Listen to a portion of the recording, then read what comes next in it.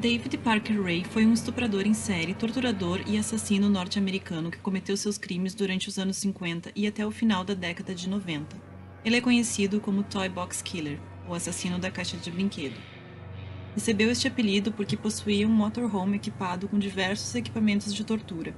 Foi para este veículo que levou diversas vítimas mulheres. David nasceu em 6 de novembro de 1939 em Belém, Novo México, Estados Unidos. Filho do casal Cecil e Nettie Ray, família pobre que vivia em um pequeno rancho onde criaram David e sua irmã mais nova, Peggy. O pai era um alcoólatra que agredia a mulher e os filhos. Depois que os pais se separaram, quando David tinha 10 anos, as crianças foram viver com a avó e o avô no Novo México. Com a mudança, as crianças passaram a viver sob a rígida disciplina do avô. Na escola, era uma criança tímida e sofreu bullying até a adolescência, principalmente por não conseguir conversar com garotas. Ele não tem histórico de torturar animais ou outras pessoas durante boa parte da infância e adolescência. Passou por este período da vida bastante retraído e durante a adolescência começou a abusar bastante das drogas e do álcool. Durante a adolescência, David começou a se interessar por sadomasoquismo. Sua irmã Peggy encontrou desenhos feitos por David, os quais retratavam a tortura de mulheres. Junto a esses desenhos também estava uma coleção de fotos sobre sadomasoquismo. Com base nas investigações e no acesso aos diários de David, sabe-se hoje que ele começou a sequestrar, torturar e matar mulheres por volta dos 17 anos. Na escola, David tirava notas baixas. O nível mais alto de educação atingido por ele foi a conclusão do ensino médio. Não obteve formação em ensino superior e passou um breve período servindo às Forças Armadas Americanas. David trabalhou como mecânico boa parte da vida adulta. Foi casado e divorciado 4 vezes, e destes casamentos restou 2 filhas. Uma delas, Jessie Ray, morava com ele e acredita-se que foi uma de suas cúmplices, pelo menos no desaparecimento e provável assassinato do namorado dela. Na época que seus crimes foram descobertos, David morava com sua namorada Cindy Handy, cúmplice de seus crimes. Cindy compartilhava com David do mesmo sadismo sexual e participava ativamente do sequestro, estupro e tortura das vítimas.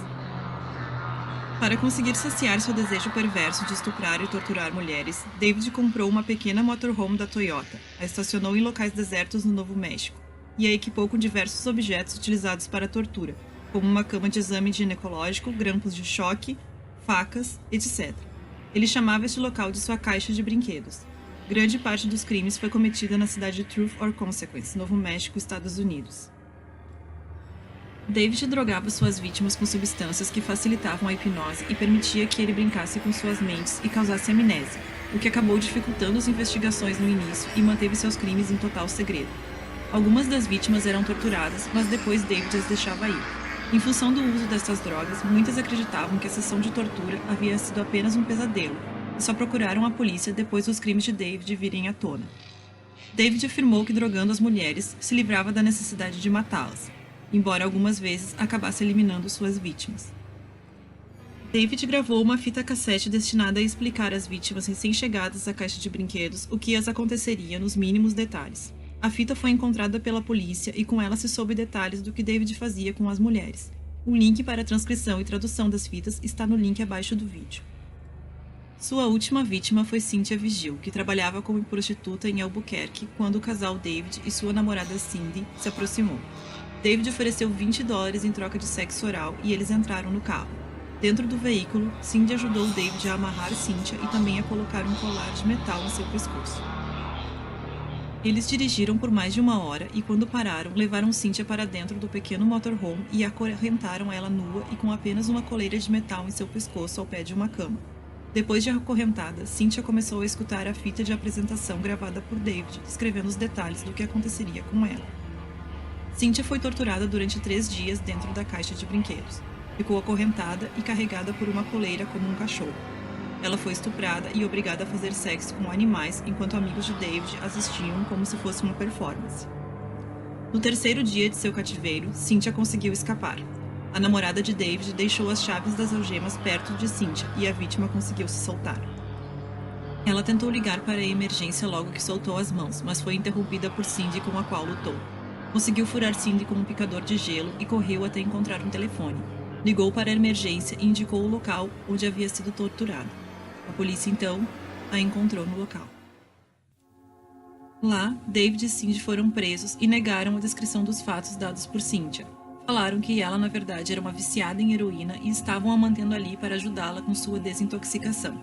Os objetos que a polícia achou no local não indicavam o que eles afirmaram, e sim o que havia sido dito pela vítima.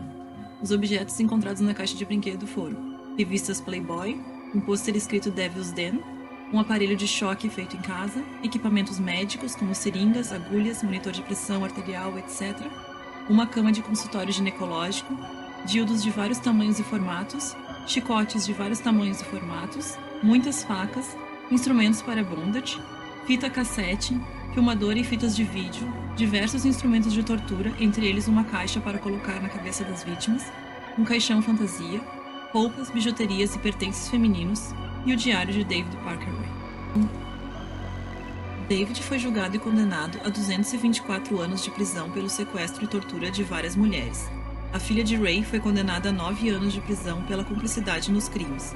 A namorada recebeu uma sentença de 36 anos e o cúmplice Dennis Yancey foi sentenciado a 2 sentenças de 15 anos cada.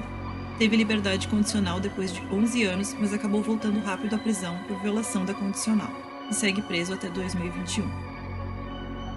Depois de preso, David confessou que teve um parceiro de negócios no passado que também participou de alguns de seus crimes. O nome dele era Billy Bowers e foi assassinado por David.